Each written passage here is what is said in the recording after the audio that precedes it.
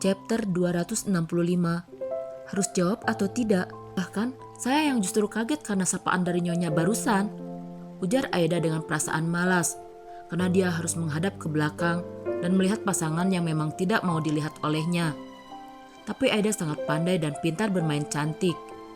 Dia tidak menunjukkan ekspresi berlebihan di wajahnya, bahkan seperti tidak terjadi sesuatu apapun yang mengusiknya dan harus membuatnya merasa jengah. Lalu apa yang sedang kau lakukan malam-malam begini berkeliaran di luar? Oh, saya mau mengambil cemilan di dapur, Nyonya. Cemilan saya habis. Permisi, Nyonya ya. Kalem dan tenang langkah Aida meninggalkan kedua orang di belakangnya menuju ke arah dapur, karena memang tujuannya adalah dapur itu. Aku tak melihatnya terkejut. Apa benar yang dikatakannya oleh Tante Rika kalau mereka memiliki hubungan lebih? Sayang, kamu yakin dia tidak menguntit kita? Entahlah, tapi kalau dia menguntit dan ingin melihat apa yang kita lakukan tadi di kolam renang, memang kenapa? Aku tak peduli, Bi. Itu malah merangkul pinggang wanita di sampingnya dan seperti memberi isyarat dengan langkah kakinya bahwa kita harus melangkah mengikutinya. Bahkan suara tadi meninggi dan tentu saja bisa terdengar sampai ke telinga Aida yang memang masih berjalan menuju ke arah dapur. Lah, memang aku peduli dengan yang mereka lakukan? Ya ndak toh. Mereka mau mandi-mandi di kolam renang itu. Kolam renang punya mereka sendiri. Mereka mau melakukan apa di kolam renang itu juga. Aku tak minat ngintip. Lagian aku kan sudah bilang aku jijik disuruh membantunya mengeluarkan itu. Apalagi melihat permainannya dengan wanita itu.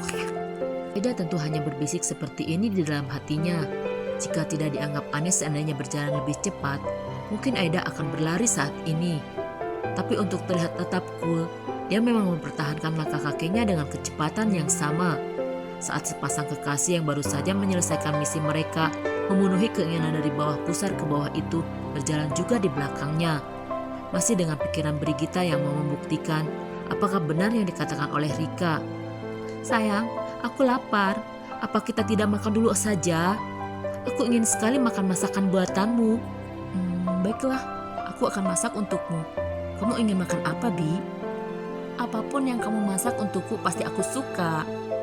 Obrolan ini juga terdengar di telinga Aida. Dirinya yang sudah membuka pintu kulkas itu merasakan sedikit panas dalam hatinya. Meski suhu udara dari dalam kulkas yang menerpa tubuhnya itu dingin. Kata masakan buatanmu memang sangat sensitif. Aida yang juga sudah bisa membayangkan bagaimana rasanya. Dia tahu seberapa enak masakan pria itu dan memang ini juga mengusik keinginannya untuk makan juga. Tapi apakah dia harus mengemis untuk meminta masakan buatan Reiko? Hatinya menggerutu. Dia hanya ingin mengambil sesuatu di dapur itu. Hanya cemilan. Karena itulah setelah mendapatkan apa yang diinginkannya, Aida berlalu begitu saja tanpa mempedulikan keduanya yang juga baru melangkah masuk ke dapur. Bahkan Aida sempat berselisih jalan antara dirinya dengan Reiko saat melewati jalur masuk ke dapur. Dia sama sekali tidak memandang Reiko, hanya terus melangkah tanpa ekspresi dengan sesuatu yang dibawanya. Aida berharap bisa cepat masuk ke dalam kamarnya. Tunggu sebentar. Tapi sayangnya seorang wanita yang masih berdiri dekat tablet di dinding menjegal langkah Aida, membuatnya terpaksa berhenti. Aida menengok ke kanan, ingin tahu apa yang diinginkan oleh orang yang bersandar di dinding itu. Apa kau sengaja berdandan seperti ini dengan make up setebal itu untuk menggoda kekasihku?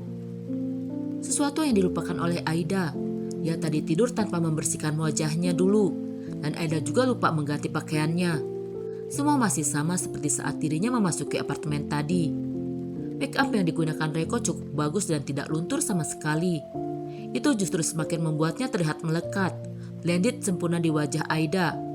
Reiko memang sangat talented, padahal Aida tidak melakukan touch up dan itu sudah 12 jam lebih setelah diaplikasikan ke wajahnya. Makanya wajar jika Brigita bertanya begini. Oh, Anda salah, Nyonya. Saya baru pergi keluar tadi, habis jalan-jalan ke mall. Jelas jawaban Aida ini membuat mata Brigita membulat. Kau? Jadi selama ini kau sering pergi jalan-jalan sendiri, hah? Siapa yang mengizinkanmu pergi? Sentak Brigita dengan suara meninggi. Tidak ada, Nyonya. Tapi saya juga tidak pernah punya perjanjian.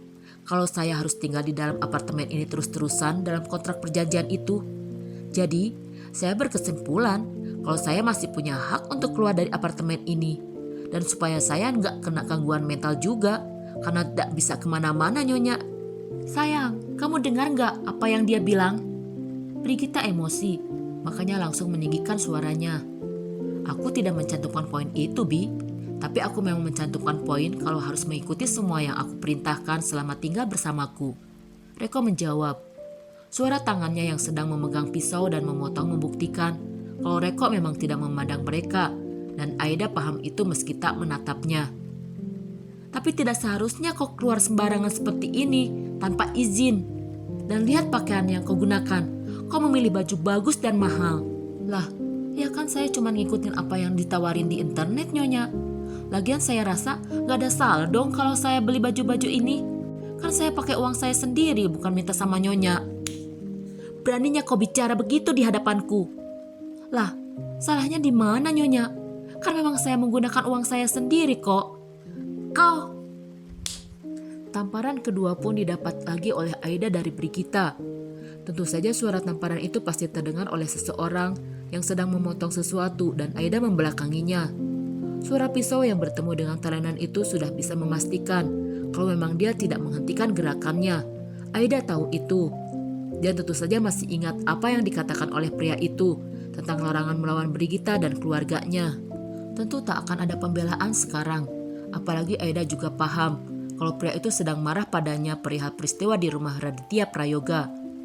Itu berarti dirinya sendiri harus membela dirinya tanpa backup, bukan? Ya, seharusnya Aida sudah terbiasa dengan hal ini, karena memang setelah adanya perjanjian pernikahan itu, dia harus tahu kalau tidak ada orang yang berdiri di sampingnya untuk menolongnya. Namun, kenapa hatinya merasa perih dan sakit? Aida tak paham. Tak ada hak untukmu menjawabku di sini. Sentak Brigitta memekik dan Aida paham. Ini adalah waktunya dia berhenti untuk bertanya pada dirinya sendiri dengan semua keluhan dalam hatinya itu. Sekarang dia harus menghadapi Brigitta. Ini pilihannya, karena dia menjawab. Makanya Aida menatapnya tajam, wanita yang hanya menggunakan bathrobe tanpa apapun di dalamnya itu. Kenapa kau melihatku begitu, Brigitta tak sabaran. Hai, aku bicara padamu, kenapa kau tidak menjawabku? Brigitta jelas makin emosi melihat Aida yang hanya melihatnya saja, tanpa ada niat merespons. Jadi sebenarnya, perintah Nyonya itu, saya boleh menjawab atau tidak boleh menjawab kalau Anda bertanya sih, Nyonya?